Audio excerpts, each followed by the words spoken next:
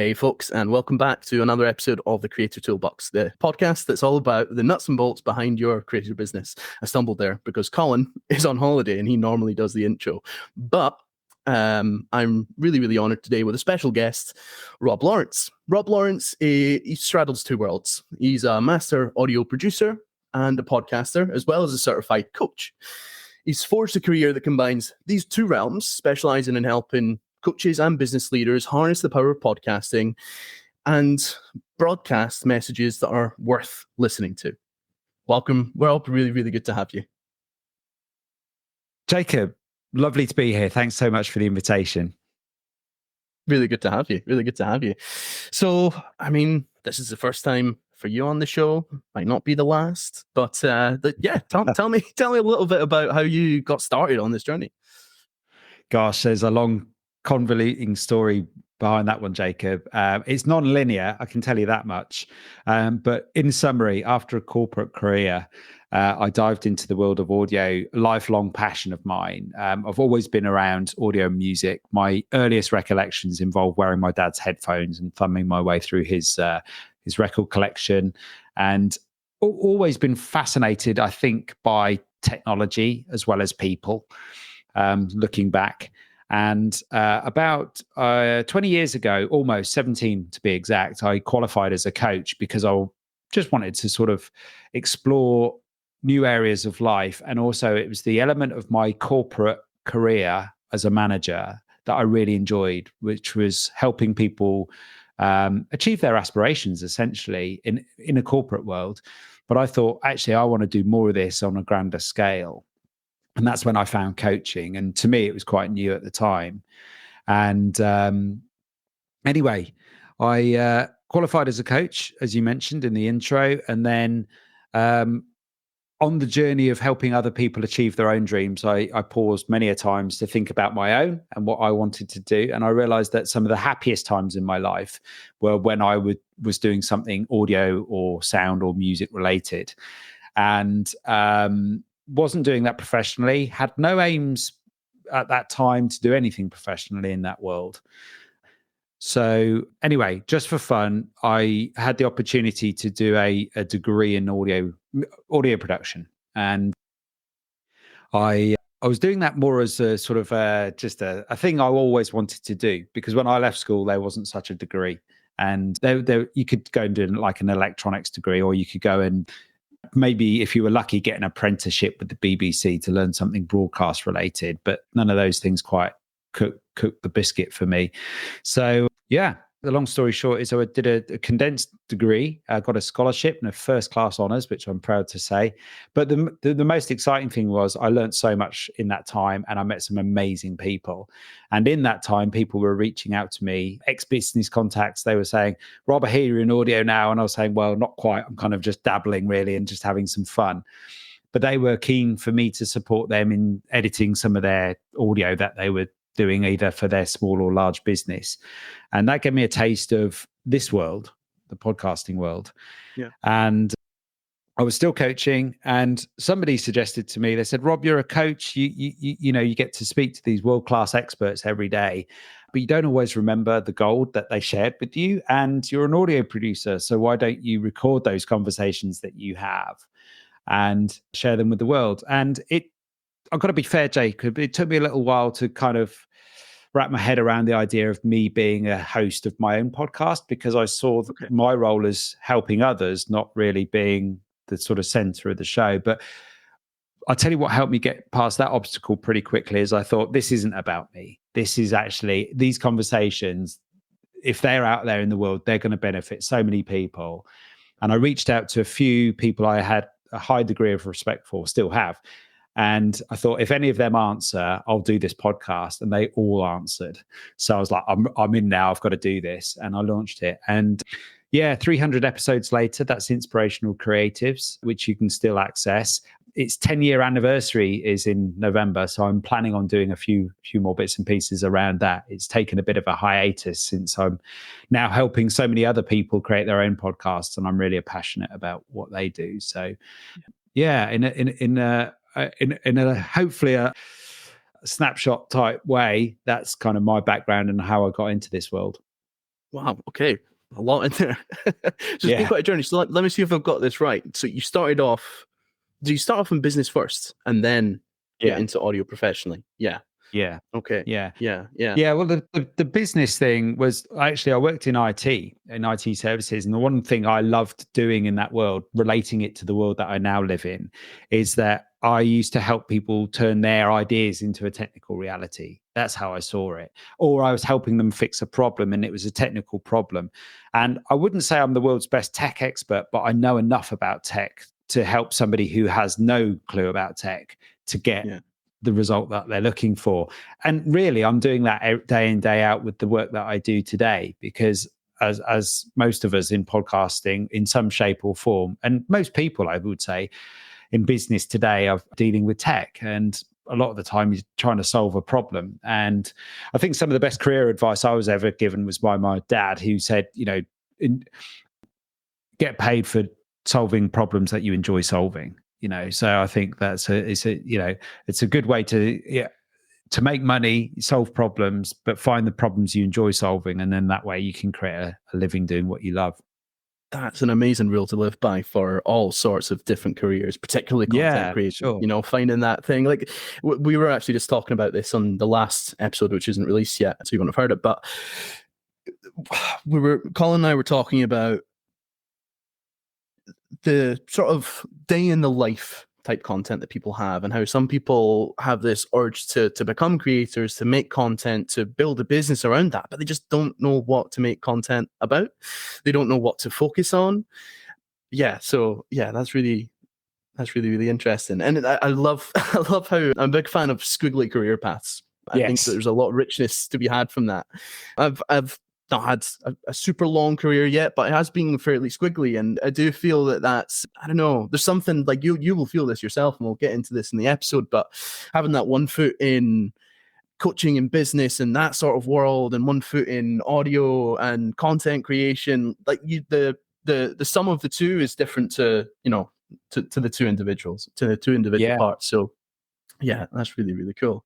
That's All a right. fascinating reflection there, Jacob. Actually, I agree with you. I think in my world these two things fit together really well, and they do now in the world. But 10 years ago, it was a very different world. I had a real job explaining to people what I did, and also I felt like I was living in two completely separate worlds. But I think these days, for many people, their worlds are converging. But what I love about what you've just offered there, Jacob, is this idea that actually it is bigger than the sum of its parts. When you combine these seemingly two unrelated worlds and you put them together, actually there's some real magic in there, and some great opportunities too. So yeah.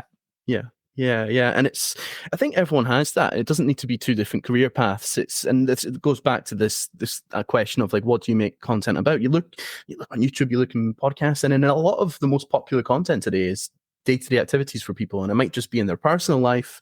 It might be oftentimes in their professional life. Like there's all sorts of channels. We were looking at one, which was a guy that I think he must run an aquarium kind of store or something like that in a local area, but he has this massive international audience just because he makes this, for him, what is just doldrum day after day kind of activities that he does to run this business or pursue this hobby or whatever it is. But to other people, that can be really, really, really interesting, really cool. Yeah, that's cool. This is the podcast about the tools that go into running creator businesses. And I do want to get into some tools, but before we get into tools, I'm really fascinated by podcasting in the coaching world and what that Yeah. means for coaches and what it can mean for coaches, and what is the state of affairs in the moment in the coaching world with content creation, with podcasting, and why Yeah. would you recommend podcasting to a coach? Well, that's a great question. I think it's a niche within a niche, that's for sure. But obviously, I've managed to make a living doing it. And I think that says something about the market. Well, the two markets, both the podcasting market and the world of coaching as well. I'm heavily biased here because I had some success with my coaching business by having a podcast. And I would say that a podcast is a very powerful marketing channel. But the great thing about a podcast is it's an option for people in terms of coming back to what we were saying earlier about, choosing the problems you enjoy solving, one of the things that you have to do as a coach, as an independent coach, is market your business. And a lot of coaches find marketing very hard for one reason or another. And a way through that world is to choose a format or a medium, if you like, that you enjoy in terms of expressing yourself. So for me, perhaps no surprise, I enjoy talking. And in fact, I'm one of those people that has to talk about an idea in order to process it. I feel sometimes there's a bit of a feedback loop where it has to come out my mouth and go in my ears to access a different point of my brain. So I can work through something or work out an idea or a solution.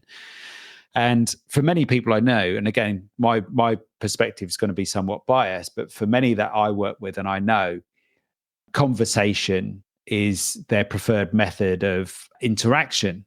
And again, when we're talking about marketing, we're really talking about communication and interaction. For others, it might be writing. Now, actually, I think the real truth is that we actually would be well to do all of these things, writing, talking, and the visual stuff, which we'd call video. But we often have a primary preference, I would say. So I love writing, but I have to take a lot more time to write something than I do to, say, record a podcast like I am with you today. And video is another aspect. And I know there's a lot of people out there that struggle with video, and they might be self-conscious, or they might struggle with the tech side of things. And as a result of that, they don't lean towards video, if that makes sense. Sure. So the next best thing is audio often. And for many of those that I work with, they find that being able to express themselves through the voice, they're less self-conscious, they can get their ideas out. And actually it's there's all sorts of things in hearing somebody's voice, like the emotion, the sense of intimacy, the way things are expressed, the way stories are told, that seems to work really well for many coaches that I know.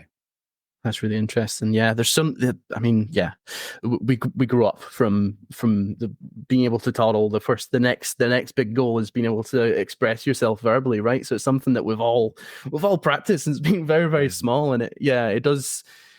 I often think that the best podcasts are the ones that do just feel like a kind of fly in the wall conversation. There's something really kind of real and intimate, as you say, about that. And I think that's actually it's a fantastic way to market yourself as well. People are often, especially with video, and I mean, like I'm kind of doing it here. I've got the YouTube RGB light behind me in the video, but like with audio, there's no frills. It's just about the words. It's just about having a conversation, and ideally one or both of the people, or if it's solo podcast, you talking directly to the audience, but there's some knowledge being imparted there, in some way, and it's just about being able to pluck that out of a conversation. Yeah, it's a really natural way, I think, for people to get started in marketing. And I really, your point on video, it can be really intimidating. It's also, I think there's a really interesting space where you can combine them all in a way, because us just now, we're recording this in video, but this will also go out on a plain RSS feed, a normal classic podcast. It will also go on YouTube. So that's, already two pieces of content that are coming out from that. But actually from this conversation, we'll probably find that there's at least 2 or 3 really good topics in here that can be pretty easily expanded into standalone articles or social posts or anything else, So, but and the same goes for podcasting as well. You can start with a podcast with an audio podcast, and that can translate into many other assets that you need. So yeah, it's really versatile that way. Cool. Yeah, that makes a lot of sense. Do you think that's the main thing that kind of holds? Well, what is the main thing that holds people back? So I was going to say, is the main thing that holds people back the video aspect, that they maybe feel that they need to do the video, or what is it that kind of holds a lot of people back in the coaching world from podcasting? Yeah, I think I touched upon one of them with my own story, because I recognize that in others now, having experienced that firsthand myself, this aspect of actually seeing myself as a host of my own show. And like I say, I think the moment you change your thinking and think, well, this isn't about you, this is about somebody else, then actually I think that can sometimes unblock things for people, because again, it's a self-conscious, it's an identity thing. Do I identify myself as a podcaster or somebody who's in this world of social media and all the rest of it? So I think confidence is a big one, actually, Jacob. Just having the confidence to put something together. Sometimes some people get stuck with the sort of aesthetics. What do I call my podcast? I don't know what sort of artwork I'd want. I don't know who my audience might be. I think the more clarity you've got on who you're trying to reach is really, really useful. So we were talking about niches earlier. I think that getting clear on your ideal customer or your ideal listener is a very useful thing to try and do, because I think the more you speak to that person curiously, the more people you attract. It's a bit of a weird sort of kind of counterintuitive thing, but it seems to go like that. And I've got some theories as to why that is, but that's more on the confidence side. And I think just knowing what you're aiming for and being clear about what you want is the first step. But I think where the other obstacles that folks come up against, sometimes it's the tech, sometimes it's the knowledge. And I know you've got a lovely knowledge base, a wealth of content there, which I'm often sharing articles with people to on specific issues that they're trying to solve. And so, yeah, the tech can be a bit daunting for some people, and or they've got the tech, but they just don't know how to get the tech to get the result that they're looking for. So that's another big block, I would say. Yeah. And probably the final one I would say is time. That would be the other one. So, for example, Jacob, the sort of people that would hire me are people that are, what I would say, they've got a lot of velocity. They're moving quite forward. They've already got a business which is well established, whether that's an individual coaching practice or a team of 25 people in an organization that in some shape or form is relating to the world of like business growth or personal and professional growth. And yeah, they've probably got a marketing team already or a marketing person, but they basically want to show up just like you and I are today, have a conversation with someone, and then in a few weeks' time, that's going to appear on Apple and Spotify. And I basically do anything that's required behind the scenes to make sure that all happens. So mostly on the tech side. So I do help people with their content strategy, but I don't necessarily manage guests. They've probably got somebody to do that, or they manage the guests themselves. But then I might show up on the recording platform with them, make sure everything records properly, and then I'll see through the editing and production process all the way through to publication. So that will, that costs money, but that saves people a lot of time. They don't have the time, knowledge, or expertise to do that. And it wouldn't be a wise move for them to learn all of that to do it, because they are playing to their strengths, being, a leader out there in the world. Absolutely. So for others, when you're at that point, for example, every hour that they might spend it has a big price tag, and it's probably a lot smaller than what you can offer or what you would charge, or someone like you would charge to take that off their hands. I'd really like to, can we walk it back a minute? So one of the first things that you said was about the confidence around getting started, and maybe not feeling like, whatever it is, all sorts of different things that it could be that might be holding them back. What would you say?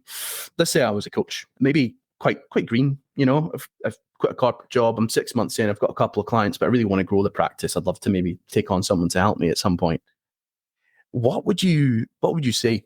What would you actually say to someone, to a coach, or to anyone, to any kind of person that's on that journey to become a creator? How would you get over that? And what are some of the most common kind of confidence crises that folks that you speak to might face?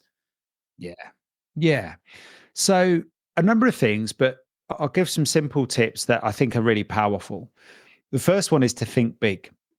And I think if you're a coach, the good news is that you're probably comfortable with being stretched or being challenged in that sense. So I would say, think big, have a really push yourself in terms of your own vision and what you could achieve and what this could be. So I think having a why is a really useful step. So why have a podcast? Why do you choose to coach? And there's probably a lot of overlap between those two answers. And I think getting in touch with your why is useful for your motivation. And whilst you might be struggling with your confidence, or you might find you're procrastinating or getting stuck, if you can generate a powerful enough reason to still feel those challenges, whatever that might be coming up for you, and still take action, then I think that's a really noble, commendable thing to be able to do. And for most of us, any form of any growth journey involves that. And a podcast is no different. So whenever, say we're going to do a keynote speech, which we might be invited to do as a coach as an expert on a particular subject, like, I don't know, trauma or business leadership, we'll probably have to do something like that in order to grow our business or to network or to become seen anyway. And a podcast is a very similar thing. So think big. That's the first tip. Try and create a really nice, big, scary vision of what, if you created a podcast as a coach, what you could achieve. What's the change in the world that you could see through your expertise? You've got a unique perspective. You've probably got a unique story and some amazing ideas that nobody else has. They deserve to be out there in the world. And it's almost, you're being a bit unfair if you're keeping them to yourself. You could be out there, even if you're changing the world by 1% or 5%, just getting your big idea out into the world is you deserve that. And we don't shortchange us. We all deserve to know what you've got to offer too. So think big. The second thing I would say, coming back to those things that are prickly and they're in our way, the obstacles, the things that feel really uncomfortable there, Jacob, get help.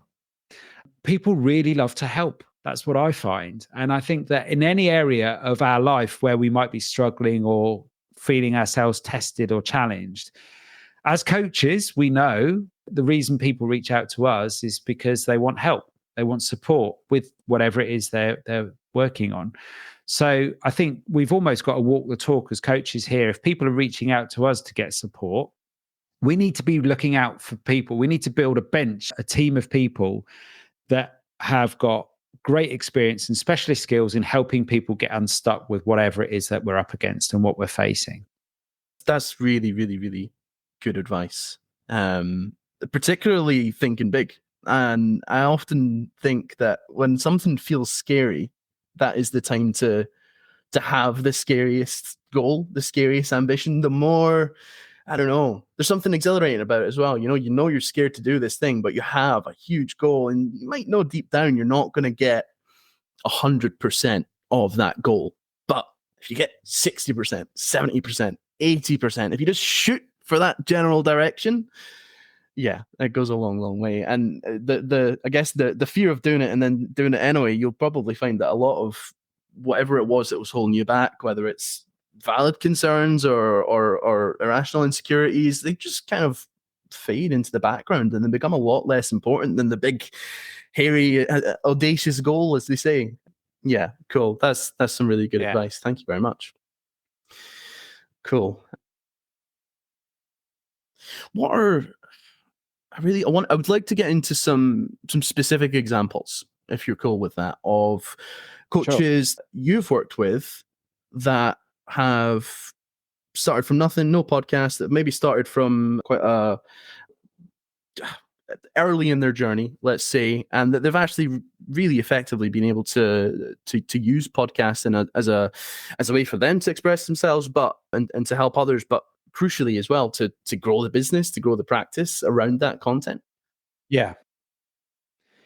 So, I mean, there's a number of examples, and these aren't necessarily people I work with, so they might not be paying clients, but they are people that I think are doing a brilliant job. So there's a few actually. I've got a whole long list, Jacob. So maybe that's a compilation for another day of coaches that are doing really well, I believe, with their coaching and also with their podcast as well, in terms of how their podcast, I suppose, weaves into their life and business in the way that I've been describing earlier. So there's a couple that immediately spring to mind. There's a coach, great executive coach called George Warren, and he's got a series called The Edge of Coaching, and just brilliant coaching chats about coaching. So if you're a coach listening to this, there's a coach chatting about coaching on a podcast, and George is doing it in a really interesting and fun way. And one of the things I love about George is I'm sure he won't mind me saying this because we're good friends. I love the way that he started his podcast in quite a scrappy way. He just got stuck in and did it. And he goes pretty light on the editing. He literally puts the conversations out there more or less as they are. And I think that actually creates quite an endearing quality to it. When I listen back to them, I feel like I'm really with him and his guest there. He has some fabulous guests as well. It's almost I don't know if it's quite a who's who in coaching, but he's got some really great, interesting guests in there. Some of them definitely deserve to be in the who's who of coaching for sure. So I think if you're a coach and you're interested in somebody who's doing a really interesting podcast about coaching, and you're looking for some inspiration as to how you can do it in a way that is integrated into your coaching practice, then George Warren and The Edge of Coaching is one good example. Another example would be Kate Brassington. She is a very well qualified coach, specializes in dealing with trauma and leadership.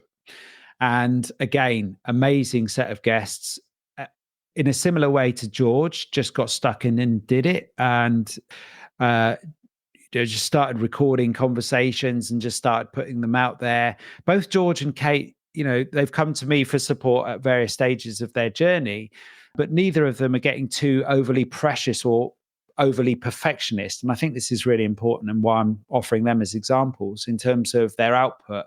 They create content for the sake of creating content, but in a way that is sharing their journey on an ongoing basis, and some really, really fabulous, interesting conversations with some amazing guests. So yeah, there's probably two examples of, I think if you look up both their podcasts, that's The Edge of Coaching, George Warren, and then Kate Brassington's podcast as well, which is all about trauma-informed coaching. It's called Refreshing Leadership, by the way. I'd highly recommend those two as sort of examples to go and look for if you're getting started as a coach thinking of exploring the podcasting space. Brilliant. Yeah, I'll put links to that in the show notes. Cool. And can you speak at all to the? It's okay if you can't. This is obviously not your podcast or your businesses, but can you speak at all to the effect that starting the podcast actually had to their business, to their personal brands? Yeah. I've seen this effect from the sidelines with both Kate and George, but I've had this. I mean, I'm here today chatting to you, Jacob, making a living doing this because of the podcast. That's quite simple in my mind. But that's not that it's been an easier. Sorry, it's not that it's been an easy linear journey to get here. I mean, it's been long and convoluting, and it's taken a lot of time. And I think this is the reality of the podcast, which I appreciate there's some perhaps unethical marketing out there that might promise otherwise, but the reality is podcasts are about the long game. And I've got here and I see people like George and Kate succeeding because they're in it for the long game. They're not going to suddenly change what they care about overnight. And I believe they made the smart choice of starting early. And this is, I think, one of the things I sometimes hear from people is, I wish I'd started sooner. So I've had conversations with people, Jacob, 3-5 years ago, with people who have thought about starting a podcast. And even today, they haven't yet started a podcast. Imagine if they had started that podcast 5 years ago and even published one episode a month. Even if that was a short 15-20 minute episode, they'd have 60 in the back pocket now. So I think you can't start soon enough, but don't worry about being perfect out of the gate. Just be scrappy, get something out there, get something going. Even take the attitude or the perspective that this is just a beta thing and I'm just having some fun. I'm just exploring the podcasting space as a hobby. I'm not looking for it to be a powerful marketing channel for my business yet, but I just want to understand and just get the feel for it and get to grips with it. So I think that with all of that in mind, I think that type of approach has paid off for many that I've worked with, and for myself included. The real result, Jacob, isn't so much the download numbers.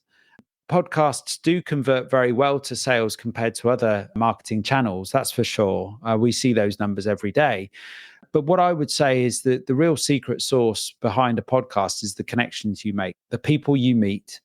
And there's this phrase I once heard in sort of business circles, your net worth is your network, or your network is your net worth. And I think that's absolutely true. It's about who you know. I mean, we've met through podcasting. I met Colin through podcasting. Yep. I've just met so many amazing people through podcasting. I sometimes feel like recording the audio is almost an excuse just to meet people and bring new relationships and people into your life. And I mentioned, earlier, getting help, and they're the people I reach out to. They're the people I meet through podcasting. And I can even sometimes listen to a podcast and get the answer I want without having to even reach out to that person, because their podcast, a bit like Kate and George, their podcasts are designed to answer a specific question. Yeah. Okay. Yeah. Brilliant. Yeah. The long game is very, very important, and we found that as well. We actually ran a survey via the podcast hosts last year. Was it last year? I think it was last year. And it was over 1,000 people, 1,000 active podcasters that responded. And one of the questions was, what is the most significant factor in your success of your podcast? And we split that up by different groups. People who had been podcasting for a long time, people who'd made it into like their primary source of income, and number one across the board in every group past a certain kind of amount of time podcasting, first answer by like a country mile: play the long game every single time. And it totally is that. And the networking part of it isn't to be dismissed whatsoever. And I think especially when you're in an industry like coaching, where it's a lot of individual relationships. It's a lot of referrals. It's a lot of trust. I think that's really, really important. Yeah, that's interesting. Okay. Before we move on, I was wondering, are there any? There's been a bit of a trend over the past few years of private podcasting, and one of the things that I have been playing around with as an idea, but I haven't really pulled the trigger on, is how could we potentially make private feed for Creator Toolbox. Colin and I talked a little bit about it in the last episode. I haven't actually talked to him about this idea yet, so you're the first to know. But I wondered about recording some of the strategy meetings that Colin and I have, talking about our content, talking about our business, and actually making that a private feed, a paid feed. Is there anything like that in the coaching world? Is there any examples of coaches using actual paid sessions with people with their consent, of course, as content itself? That'd be quite interesting content. Yeah, it could be. So there are, there's obviously a lot of ethics and policies and standards around coaching that need to be adhered to. And of course, client confidentiality is at the utmost sort of at the forefront in terms of, I think, most coaches' minds, but there are definitely opportunities to do that. So I think it's a chap called Yannick Jacob. He has done he does essentially coaching demos with a real client and their consent. And he's actually the Association for Coaching, whose podcast I work on. He's done live demos through their webinar series as part of their digital learning platform. So the podcast kind of leans towards that. And the podcast is part of their digital learning hub, essentially. And in that hub are other learning resources and opportunities, including webinars. So the demos have been done there. They could be turned into a podcast, and we've done some experimentation with this. So the same series, the Association for Coaching, which is called the AC podcast, which you can find. We've done a series on coaching tools in the past, and we did actually have some demos in those episodes. They're sort of 15-minute demos to sort of demonstrate how a coaching tool might work, for example. Right. So those live demos, again, real clients in a real scenario being recorded, but there's definitely a lot of scope to do a lot more of that. But I think there is a sensitivity around client confidentiality. So you'd need the client's consent and being open to doing that. But I have to say that the live demo stuff, I don't know how well it works on podcasts. I don't think we've really got enough, how can I put it, feedback from the audience to gain whether it really works over audio. It certainly works well with video because you sort of see some of the body language. And I think when you've got the long pauses, you're still engaged because of the visual element to that. So I think as a sort of a vodcast, if you like, it could work really well. How well it works just over audio, I'm not so sure yet. It's too early to say. But there's definitely opportunities to do that. And curiously, like yourselves, Jacob, with Colin, an Australian counterpart of mine, fabulous guy, coach, marketeer called Steve Palfreyman, based down there. He and I have been collaborating and working together for over 10 years. And we have a mastermind call every week for an hour to work on each other's businesses. It's a true mastermind in that sense. And curiously, I think we've recorded almost all of those calls. So we've got like a 10-year back catalogue that we haven't shared with anybody there. And on many occasions, he and I have said, actually, we think there's some gold in here. So we might actually look at doing a similar thing with you in terms of like actually sharing essentially private conversations that have been recorded for our own benefit, but sharing those now with other people, because I think there's a lot in there that could be interesting. And I haven't had much experience listening to other people's conversations like that. But what I do know is that listeners love the fly on the wall stuff. I mean, they find the podcast format intimate anyway. But I think also just to feel like you're listening into somebody else's conversation about their business and the process that they're going through, I think for a lot of people, A, they'll be able to relate to it, but B, they'll be able to learn a lot from listening to other people talking about similar challenges to the ones that they may be facing themselves. 100%. Yeah, some interesting ideas in there. Yeah, absolutely. On the confidentiality stuff, obviously you have to lots of permission and red tape around it for very good reasons. But yeah, I'm always very fascinated by that type of content, the really, really real life content. And yeah, it just with something that's in coaching, it feels like it's so down to the individual and the way that they might be able to deliver it, that it feels like it would be such an effective way to showcase their ability to coach, to solve problems, and what an experience might feel like if you did, sign up with them as a client. Yeah. Anyway, yeah, not just a random idea. Cool. Okay. Yeah. Yeah. All right. So let's get a little bit practical. Obviously, we're focusing a lot on coaches and podcasting here, and maybe some of the ways that some of the blockers. But let's say I'm a coach. I am ready to start. I'm over it. I've got a big plan. I've got a big picture plan. What are some practical tools that I can use? What do I need? What do I actually need, and what do I need to do to get started? Sorry, Jacob, I lost you at the end there. Could you just repeat that question? Thanks. Yeah.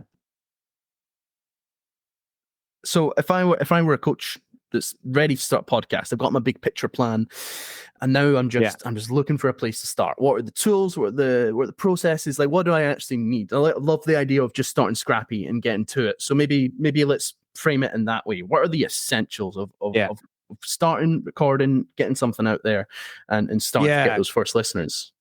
Yeah, I think my big tip here, Jacob, is don't overthink it.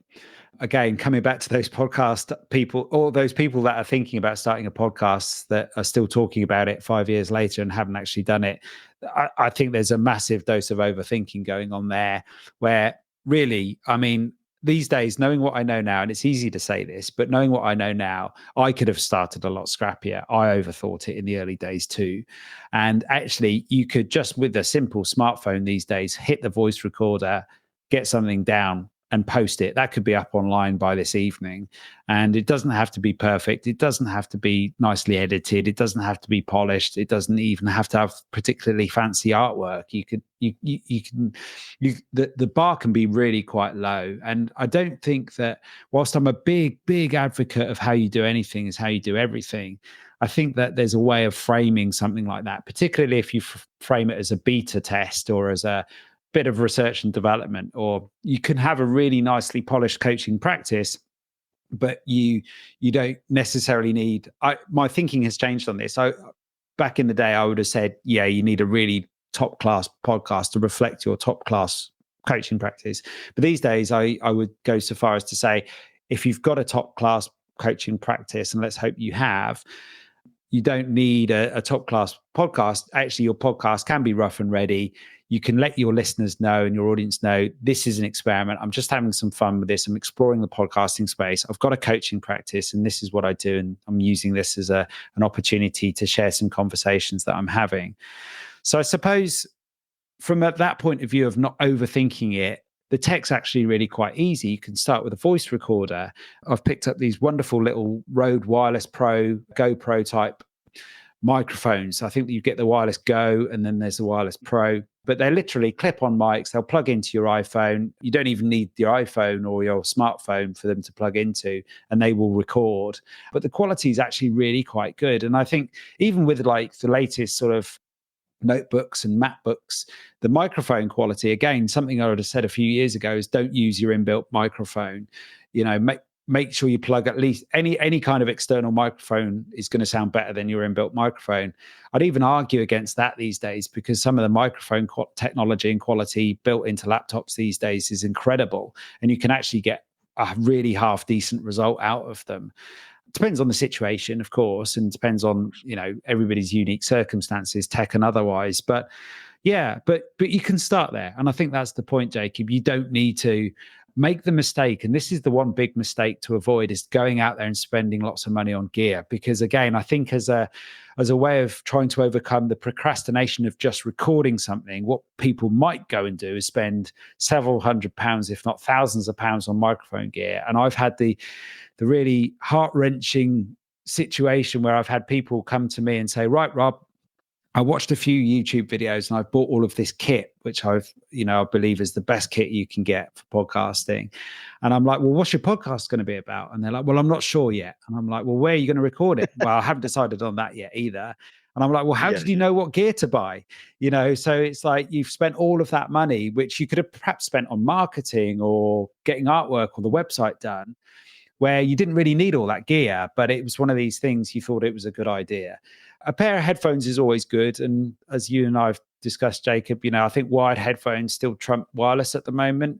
Seem to have more problems with wireless these days. I still think there's a bit of a challenge between the technology and the platforms on that side of things. So I think a good old fashioned pair of wired headphones, if you can find the right adapters and plugs to plug these things into, is a good start.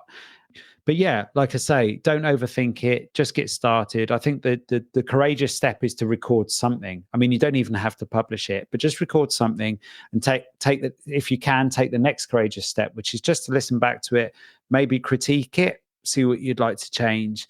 But rarely in podcasting do we go back and correct stuff. We just keep moving forward and we learn from what we've done and we iterate and just improve as we go. 100%. Yeah, I couldn't agree more. I mean, it's just start. I mean, you could actually start and you could publish and just not tell anyone about it. No one's going to find that RSS feed really unless you tell them about it. Maybe the odd person might find it through keywords, but use a different name. I mean, yeah, exactly. Like there's a lot of power in press and publish as well. So yeah, I'd totally advocate for that. Yeah, absolutely. And on the adapter front, so I had this issue. I have a pair of wired headphones, which I'm not using at the moment. I should be, but I managed to get this just tiny little dongle adapter thing. It's got a 3.5mm input, and it's got a USB-C on the other side. I can plug that into my laptop. I can plug it into my phone. It was about $2 or $3 off AliExpress. It took 2 weeks to get here, but I mean, you can get them almost anywhere. You'll get one on Amazon, that kind of thing. So yeah, it's really easy to get. Yeah, cool. I'm really interested in those Rode microphones. I really want to have a shot. I was offered a shot of someone's when I was at the podcast show last year, and I never did. I should have. But yeah, that's really cool. I didn't realize that they have a recorder built into them. I've just had to switch to my webcam mic. Yeah, that's really cool. So that's a really good, I think that's some good tips to get started for people who are just starting out, or maybe early days in coaching, don't really have or shouldn't spend a lot of their budget on it. But what would you say to someone that is further along? I think we did touch on this a little bit earlier on. Like basically the kind of person that you would work with, that they've already got an established practice, they've got budget to put into this, and actually they kind of just need it to work from day one. They maybe don't have that luxury of just playing about with it. If they're going to do it, they need to commit to it. They probably want to work with a professional. Like how would you go about finding a good producer? What does a producer actually do? And yeah, Just if you could touch on that. Yeah, absolutely. I think it's an interesting question, Jacob, because I think a lot of people perhaps haven't got the vision ready in terms of what they want to do and what they're trying to achieve. And I think that's super important before you go and look for a producer, because the first thing I ask when anyone arrives at my doorstep or they phone me up, the first question I ask them is, why do you want to start a podcast? What's the why? It comes back to that. And if they want to make a lot of money very quickly, chances are podcast isn't for them. That's the wrong reason. And also they won't be credible with podcast listeners. I totally trust listeners. Podcast listeners are a really savvy bunch. And actually, I think this is an important point we haven't touched upon, is that the podcast audiences out there it's real gold for some people. I mean, particularly coaches. And I think this is why it's a great opportunity for coaches, is because the types of people that choose to listen to podcasts, and that's a really important point there, choose. The reason they choose to listen to podcasts, so these are people that are often on the go. They're doing something, they're cycling, walking, gardening, cooking, whatever they're doing, driving. And they want to entertain and educate themselves whilst they're doing something. So they're already quite active people in life, or they're certainly curious people in life. But they're often, if you look at a lot of the podcasts out there, they're often very sort of deep conversations about specific subjects. And that's why the podcast listeners gravitate towards podcasts, is because actually that's the level that they think at. So there's a chance that you will find the kind of people you're looking for in a podcast audience. These aren't people that are sitting there necessarily looking at lots of YouTube shorts or Instagram reels. I mean, they may do as a small part of their day, but they're not there all day doing that. And they're not always people that are sat there reading blogs all day either. So these are people that tend to be on the go. And I think this is a really important distinction, because I think it reveals to us that there are different people, there are different audiences through the different mediums. And it's the same with video as well. And if there's a compelling enough reason to connect with that particular audience, then going ahead with a podcast is a good idea. So I always ask that question: why do you want to start a podcast? And if the reason is something along the lines of, I want to share my expertise, or I want to share, I've got some great connections, or I know I've got some wonderful people around me, and I want to share their stories, their strategies, their ideas, and I want to develop my community, I want to develop my audience, I want to really rally people who think and breathe like we do together, then I think there's a good reason there to start a podcast. So this is about the long game, as I mentioned earlier, and it's about developing deep trust and credibility with an audience, with a community around a specific problem or subject. I think you're muted. Sorry, Jacob, I can't hear you at the moment. This has been the most troubled episode ever. I'm not even going to edit this part. I want everyone to know that's listening. This has been the most troubled episode ever. What I asked when I was muted was, how do you know you're ready to work with a producer? How do you know you're ready to move on from that? If you have started and you've started Scrappy, and you want to, I don't know. I'm asking because I know myself. I would get to episode 10 and be like, right, I've done it. Now I want to work with a pro. Is there a point where you're not ready? Do you know what I mean? Yeah, I think so. I think that these days, the technology, particularly products like Elite, that can support you as you're starting out, I think it's good to sort of know what goes on and what goes on behind the scenes and what you want. I think, having a little bit of experience with the editing and production is really good. It's certainly a good step in terms of trying to help other people understand your idea. So sometimes the best way to do it is sort of kind of make a mock-up of your own, and those first 10 episodes could be a bit of a mock-up of what you're aiming for. But then you might reach a ceiling, or you might reach a point where you're like, I haven't got enough time to do this, and B, I can't get the results that I'm looking for, and I want to take this up to another level. And that's where a producer or somebody, with more expertise would come in. There might be other reasons too. I think that once you've done something and you've figured it out, then actually it might not be the best use of your time. So, I'm making this up now, but if you're a coach that could be earning £100 an hour, being an expert, being a coach, and that's the thing you should be spending your time on, it kind of makes sense to pay an audio editor £25 or £50 an hour to do that editing while you're out there coaching. I think basically focus on your strengths. That is the best advice I could give there. And then when your podcast is no longer a strength, or your ability to deliver the podcast that you're trying to publish out there into the world is no longer a something that you are doing to the level that you want to be doing it, then it's time to bring in expertise like you would in any other area of your business. So you might, at some point in your business journey, you might choose to hire an accountant. That's to the point where you realize that the tax stuff is just too complicated, and there are things that an accountant understands that are beyond you and you might not be interested in learning or doing. And that's where a professional producer can come in. One final point on that as well. I think this isn't talked about enough. I have the great privilege of working on quite a number of projects, all of which are in the personal and professional development space. And I feel the unique advantage that I have working with the clients that I do is that I get to see what works and doesn't work across multiple podcasts. And that's really useful. Coming back to what we were saying earlier about making an unwise investment, you could spend a lot of money and a lot of time doing something that's just a total waste of time. And then when you're working with a producer, they can give you an honest, critical ear, not just for your content, but also for your strategy as well. They might really help you to invest your time and money in a way that gets really great results and ignore the rest, essentially. So I think there is a lot of added value to hiring professionals because of their perspective and as well as their expertise and experience, Jacob. That makes a lot of sense. Yeah, brilliant. Yeah. So, yeah, I mean, I think that's that makes a lot of sense, and I think that we've covered a good starting point as well for people who want to get started. And just to plug Alitu a little bit here, if you are a coach and you want to get started with podcasting and you want that scrappy first start, you're not ready for that professional help yet, but you do want to get something out the door and you do want to sound good, then you should check out Alitu. That's alitu.com. It'll do your recording, it'll do your editing, it'll do your publishing, and it will just make you sound good automatically. Now, it won't replace someone like Rob. You're not going to get that sort of service, you're not going to get that sort of quality, but it will get you more than you need to get started, and potentially forever. But it's a great place. It's a great way to get started, and I'll pop a link to that in the show notes. I just had to get that plug in there. It was perfect time. Okay, and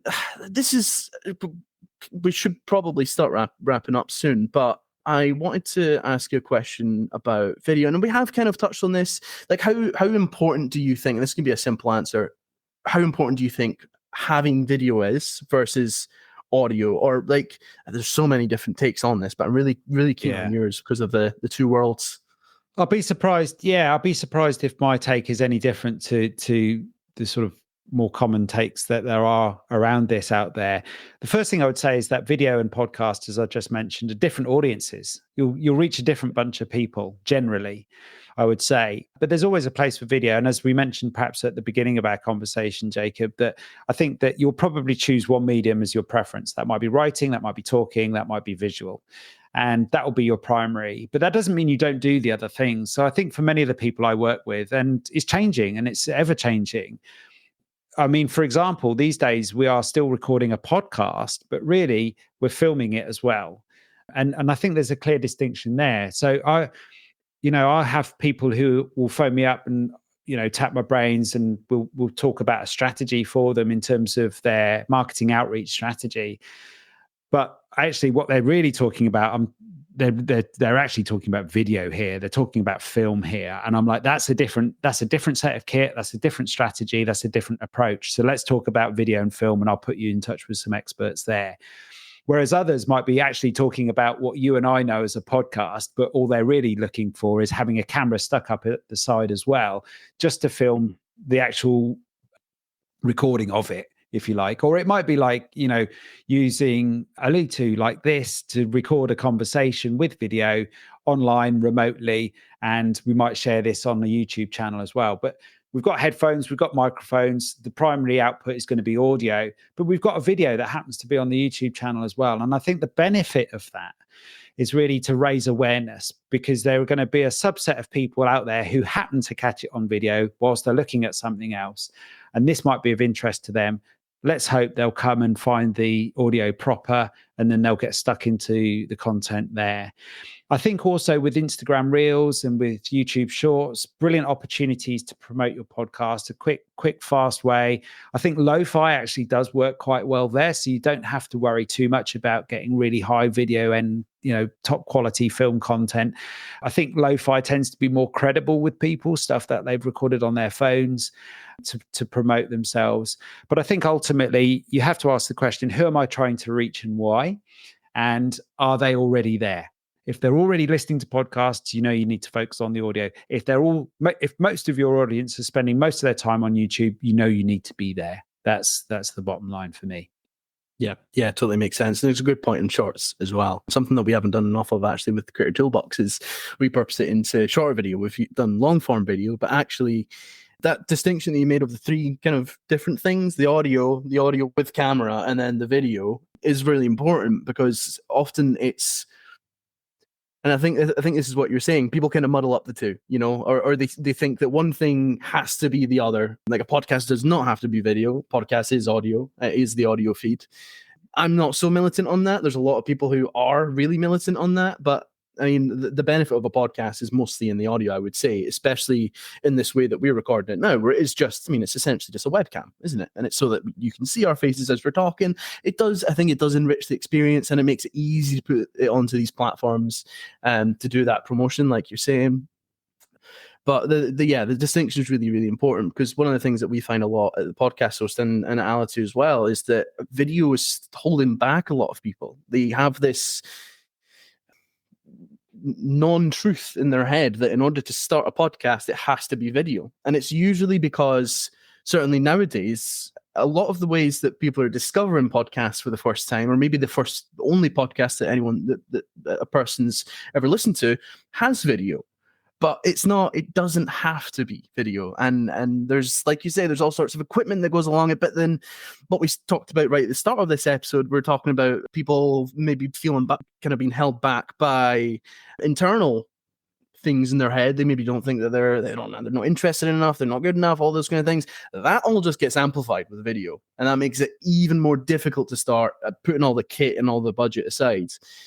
Yeah, so Not the same answer that everyone gives, because I think those three different things are important to differentiate. Yeah. Okay. Thank you very much.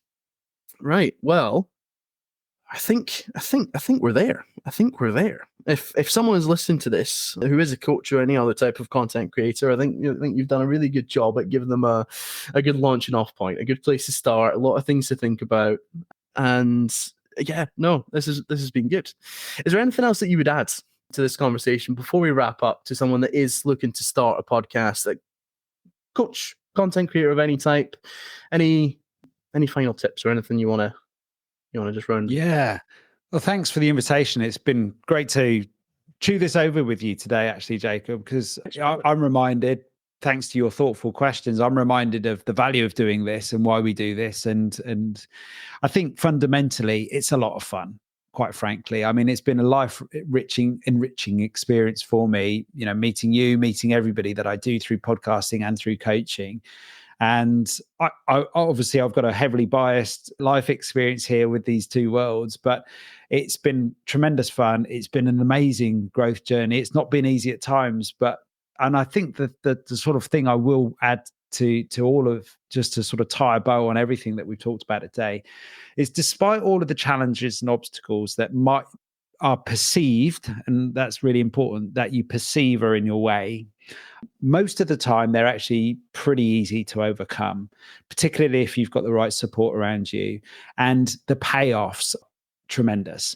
So if you can get to that next level, if you can push through whatever roadblock or obstacle you feel is in your way from that next step to getting your podcast out there into the world, I think you're going to be really delighted, pleased, and surprised at the results that you get, particularly over time. They compound. And I think it's just such a fun experience and a great legacy to leave as well, because that's the exciting thing about all of this. We get to record it, we get to put it out there in the world, but you kind of live on. And so, it's as I mentioned, I think keeping those conversations, keeping that expertise that you might have in your head to yourself, it'd be a shame for it to go with you. So I think there's something to be said about leaving a really meaningful legacy there, and have a lot of fun in the meantime. Absolutely. Truer words have never been said. Thank you very much. All right. Thanks everyone for listening, for watching, and we'll see you next time. Thank you. Goodbye.